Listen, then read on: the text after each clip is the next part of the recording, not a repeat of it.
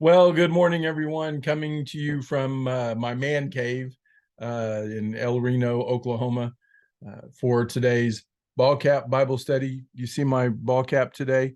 Uh, they're dragging the Queen down the streets in England for her funeral, so I thought I would wear this to commemorate her passing and honor her funeral, her memory. Uh, Lots of stuff we could delve into there. Boy, man, what a reign, 70 years, something like that. So anyway, let's start with some announcements. Today, tonight at 5:30, you may get this later, but it's still something I wanted to talk about a little bit and announce. But Celebrate Recovery had a great start, a great kickoff last week. If you count workers and children, there were about 60 people there. So that's a really, really good start. It doesn't sound like a big group for, a church like ours that is used to hundreds and hundreds and, being in things. But for Celebrate Recovery, uh, let me just say it takes a lot of courage for someone to even come forward and say, I need help. I need this. I struggle with that, whatever. I have a funny little routine where I come up and say, uh, I for years have struggled with procrastination. Uh, I'll say, anybody else share that with me? I'll wait. And then, I went to a procrastinators convention one time, but when I got there, it'd been postponed. So anyway, Celebrate Recovery is something that is really important for a lot of people. And it's, you know, it may not be something you would come to, but it is definitely something that you can pray for. And I can assure you the folks involved, both as volunteers and workers and I don't know if they have counselors, but the way they do their process and run that, as well as those who attend, would covet your prayers. So um, remember them in your prayer time. I'm gonna have a little sip here. So we have Pray for the Nation on Wednesday. I hope you see this before that. It's going to be a special one. I would encourage you to come 11 a.m. in the parlor. Pray for the Nation. There's going to be some interaction and engagement. You might hear my dog panting over there. Lady, sit down. Sorry, but anyway, Pray for the Nation, 11 a.m. in the parlor. It's awesome. This nation is a train wreck waiting to happen. So pray hard. Uh, so I've asked you to pray for Celebrate Recovery. I've asked you to pray for the nation. Uh, you can pray for me. Little announcement: I will not be there Sunday. Rachel and I leave for Florida on Friday. We'll be gone a few days. What was going to be a Disney World trip has turned into a SeaWorld, Universal Studios, go to the beach trip because Disney is so goofy and pun intended and sketchy and all in what they do and how they do it. Right now, they require like double reservations and all sorts of craziness that we're just not going to put up with. We have some tickets that don't run out until you use them. So we can go again later when things get better, in our opinion. So anyway, those are the announcements. I'll be out of town. I will not be there Sunday. So all of you leaders and folks that help and do, or if you're willing to step up and help and do Sunday the 25th, that would be greatly appreciated. Please encourage your friends and visitors to go to meet the pastor lunch, and they'll get a lot of good information about Quail Springs. That'll be this coming Sunday also in Fellowship Hall right after church. So like 12:15, 12:30, something like that. Lots of other good stuff coming up. My birthday is October 7th. Just saying, if you wanted to, I'm just teasing. I don't want anything, but lots of neat stuff. Just keep praying, and we keep growing as a senior adult ministry, and I'm just so thankful for you and love you and proud of you. got lots of folks in the hospital, and I say lots, a couple, and some people. Yes, you need to sit. Sorry. She thinks anything that I have is hers. Quit. Sorry. All right, here we go. Let's talk about, we've talked about the Beatitudes, and we're going to talk about how the Beatitudes, not today, but down the road, how the Beatitudes and fruit of the Spirit kind of go together. Many scholars have observed that there are 9 of each, and I think the connection can be made, and we'll do that later. But I wanted to talk a little bit today about Sermon on the Mount, and this ball cap Bible study is the one of the few times where I will give a lot of my take on things and my opinion. I really don't, at least on campus in a classroom setting, don't want to give you, the Bible according to Wade. So, and even when I do this, I'm not going to just give you my perspective necessarily. You will hear some of my perspective, but I'll also bring in, stuff from seminary, other scholars, research, the really old school thought on things, the church fathers, so to speak. They're Augustine and different ones. So anyway, what I want to talk about is just the whole book of Matthew and the Gospels themselves. So 4 Gospels. One of the criticisms of the Gospels is that even in the synoptics, or the ones that are kind of parallel, John's kind of an outlier on his own. His gospel is different and doesn't follow the same order. But they ask, a lot of the criticism is, why are the Gospels different? I mean, if they're talking about the same person and the same events and the same, how come they don't say, but exactly the same thing? Well, good question, valid question. But I would say the answer that I like the best, and it's not my original thought, but what if you saw a bank robbery or a car wreck or something like that, and 4 different people were there, or 4 different people saw it, but they were on 4 different corners of the intersection. Well, you have different angles, you have different perspectives, you have different viewpoints, and you also have different personalities involved, and you have different resonations, things that mean a lot to you may not mean a lot to somebody else, or exactly the same thing. So that's why they don't sound exactly, and the fact that they're not word for word identical, verbatim, like I just copied this and copied that. You can look at Mark and see that he got his stuff from other guys, which is fine. Luke is completely an interview according to him. So it's kind of neat that they all are extremely similar, but not the same, and that really gives more credence to their validity. So anyway, that's just a little thing about the Gospels in total. We'll talk about each Gospel, not today, but today I want to focus on Matthew, because that's where our main Sermon on the Mount comes from. But the thing I want to talk about Matthew, remember who he is. Matthew was that publican, that tax collector, that Jewish person that the authority, the Romans, said, take as much as you want. Here's what we want. You keep the rest, that kind of thing. That's kind of how they did it back then. Not unlike today, a little bit, but we're not quite that bad yet. But we're heading that direction, I think. But anyway, with all that said, Matthew's main point, one of his main points in his gospel, is to demonstrate to the Jews Jesus's authority, that his godly authority.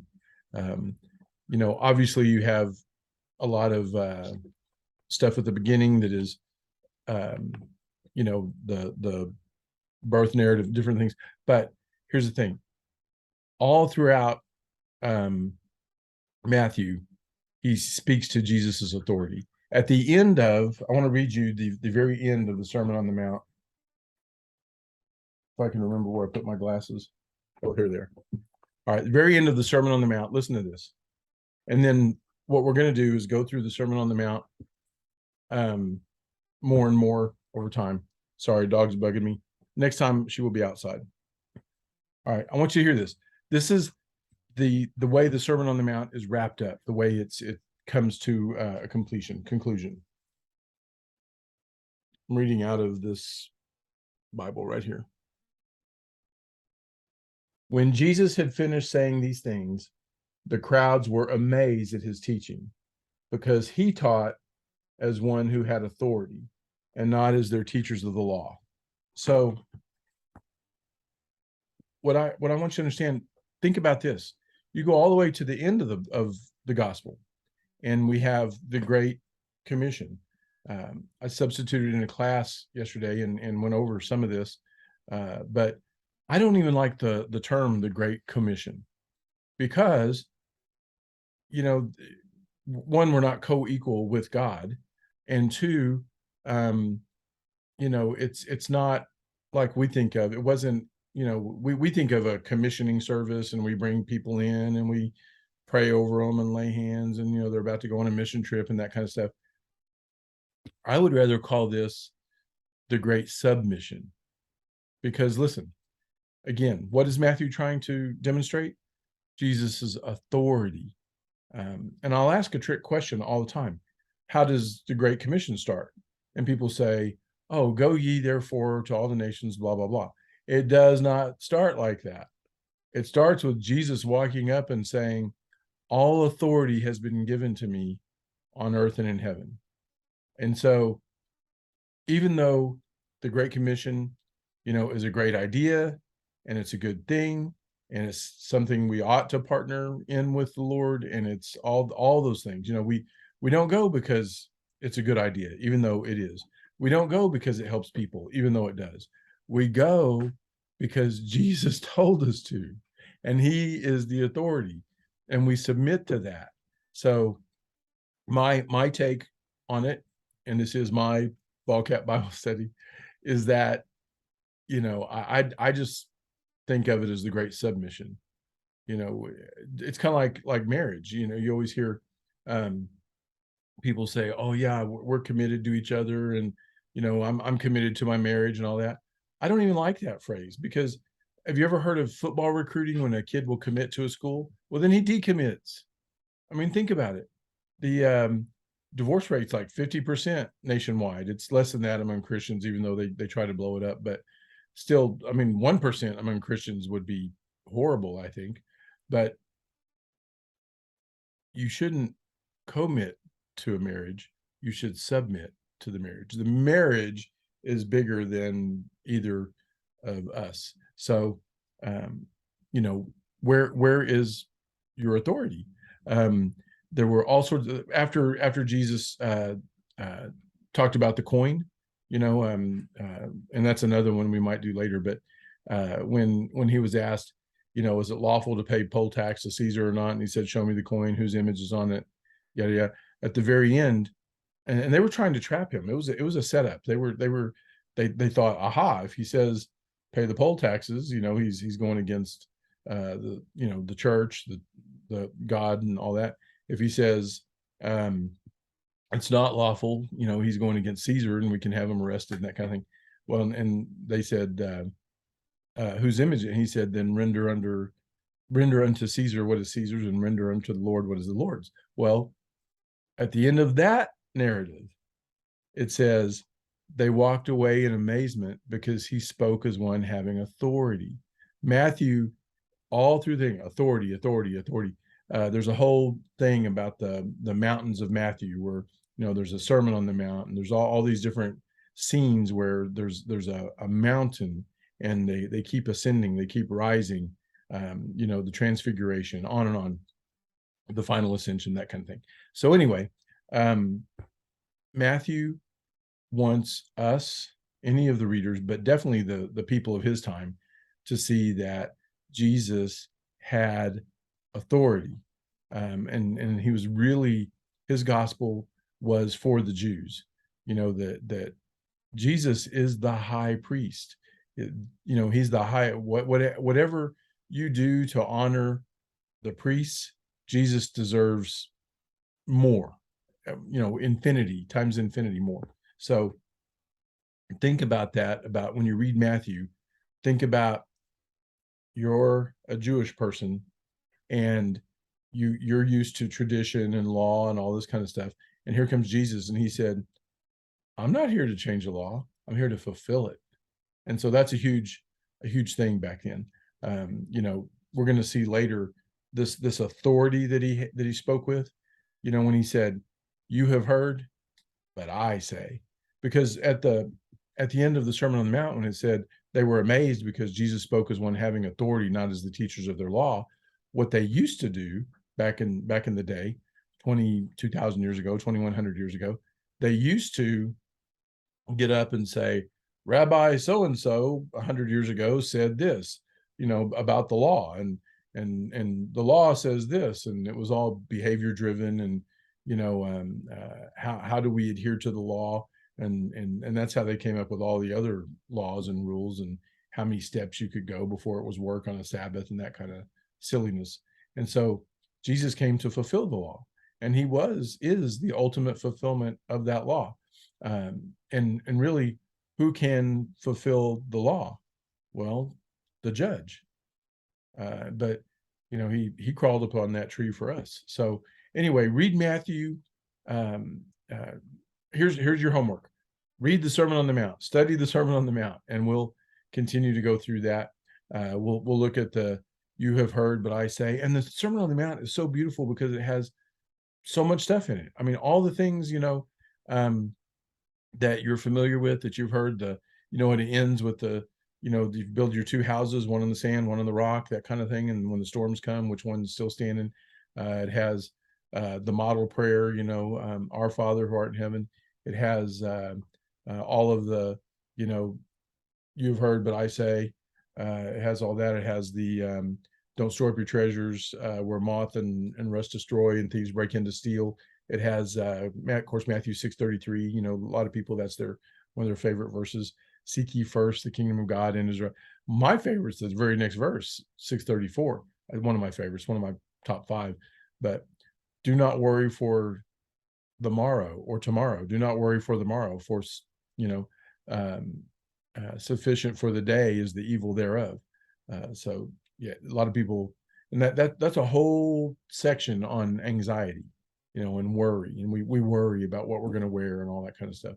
So I'm 99% sure it's also don't cast your pearls before swine, those kinds of things. Sermon on the Mount is huge because it's a paradigm shift. Everybody lived like this and thought this way, and their submission was, to the priests and the Pharisees and that kind of thing. Jesus comes along and says, nope, it's over here.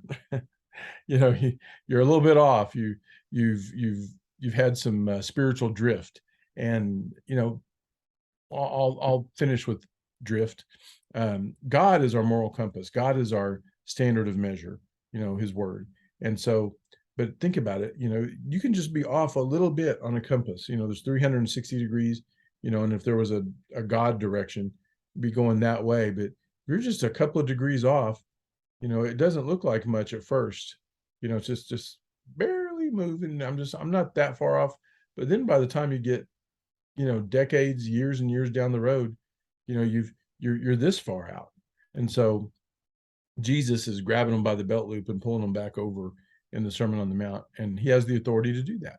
So reread Matthew like you were a Jew who didn't realize who Jesus was, and that look at how Matthew is setting him up as authority. You look at John's gospel, and he's setting him up as God.